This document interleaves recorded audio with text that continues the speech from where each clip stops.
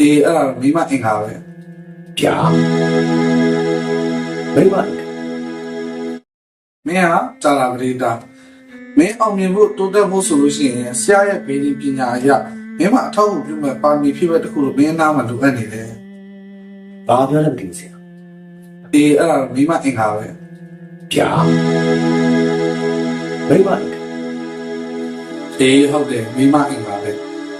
မင်းမိမအင်္ဂါကိုတွေ့အောင်ရှာမိမအင်္ဂါကိုတွေ့လို့ရှိရင်မိမအင်္ဂါကိုတန်ဖိုးထားမိမအင်္ဂါကို view site မင်းမိမအင်္ဂါကိုတက်လာပါနဲ့မြဲတမ်းမင်းသားမှာအစီအပြေအောင်မင်းထားမယ်ဆိုလို့ရှိရင်မင်းဘဝရဲ့အောင်မြင်တိုးတက်ပြီပဲကွာအဲ့တော့မင်းအနေနဲ့တော့မှာမိမအင်္ဂါကိုမင်းရအောင်ရှာလိုက်တော့ ဟုတ်ကဲ့ဆရာဆရာပြောတဲ့မိမအင်္ဂါကိုကျွန်တော်မရရအောင်ရှာလိုက်ပါ မင်းကကြာလာလေးကမင်းအောင်မြင်ဖို့တိုးတက်ဖို့ဆိုလို့ရှိရင်ဆရာရဲ့ဒီပညာအရမင်းမအထောက်အကူပြုမဲ့ပါမီဖြစ်ပဲတခုလို့မင်းနားမှာလိုအပ်နေတယ် ဘာပြောလဲမသိဘူးဆရာ အေးအဲ့ဒါမိမအင်္ဂါပဲ ဗျာ